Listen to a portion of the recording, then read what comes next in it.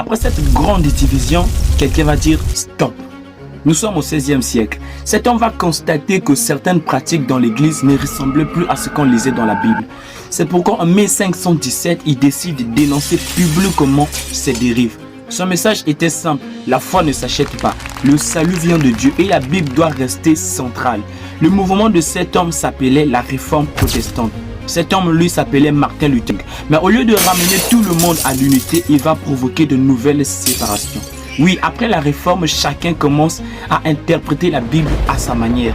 C'est de là que vont naître les dénominations, puis plus tard les églises modernes que nous connaissons tous aujourd'hui. Si tu veux comprendre l'histoire sans te perdre, like cette vidéo, mets-la en favori, abonne-toi, laisse un commentaire, un petit mot seulement suffit et fais ceci. Avant de choisir une église, il faut d'abord chercher à connaître son origine. Reste connecté.